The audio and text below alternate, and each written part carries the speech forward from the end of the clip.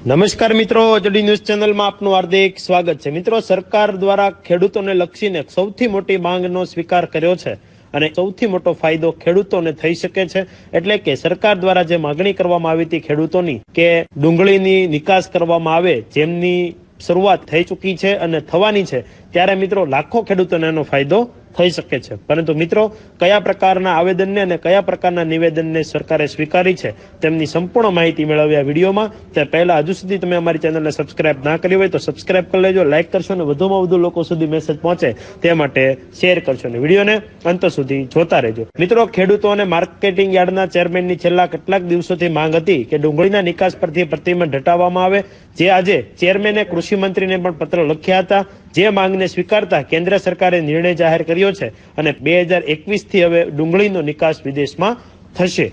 સરકારના આ નિર્ણય થકી ફરીથી આગામી દિવસોમાં કસ્તુરીના ભાવ એટલે કે ડુંગળીના ભાવમાં વધારો થશે તેવી આશા દરેક ખેડૂત મિત્રોને જોવાઈ રહી છે અને પોતાની આર્થિક નબળી પરિસ્થિતિમાંથી ફરી પગભર થશે તેવી આશા લઈને બેઠા છે। મિત્રો, જે પણ પ્રકારની છૂટી આપવામાં આવી છે તેમાં ખેડૂતોની કસ્તુરી ગણાતી ડુંગળીને લઈ કેન્દ્ર સરકારે મોટો નિર્ણય લીધો છે।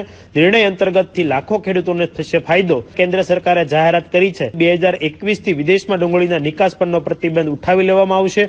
ફરીથી ડુંગળીને વિદેશમાં નિકાસ કરવા માટે છૂટી આપવામાં આવશે અને જેના અંતર્ગત આ કાર્યક્રમને લઈને ચોમાસાની સિઝન દરમિયાન ડુંગળીના ભાવ ઊંચા નીચા થતા સરકારે નિકાસ બંધ કરી હતી। ત્યારબાદ ખેડૂતોને ઓછા ભાવ મળતા જ પરંતુ હવે ફરીથી કેન્દ્ર સરકારે ફરી ડુંગળીને વિદેશમાં વિકાસ કરવા માટે છૂટ આપી છે।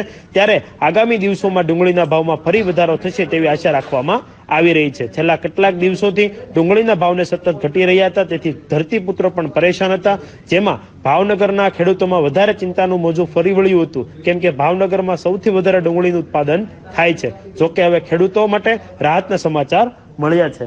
આવી અપડેટો અને આવા ન્યૂઝ સાથે હરમેશને માટે અમારી એચડી ન્યૂઝ ચેનલના માધ્યમથી અમે તમારા સુધી દરેક અપડેટો પહોંચાડતા રહીશું। અમને અમારી ચેનલને સપોર્ટ કરવા માટે અને આવી અપડેટો મેળવવા માટે અમારી ચેનલને સબસ્ક્રાઇબ કરો, લાઇક કરશો અને વધુમાં વધુ લોકો સુધી મેસેજ પહોંચે તે માટે શેર કરશો। જય હિન્દ, જય ભારત, જય જવાન, જય કિસાન।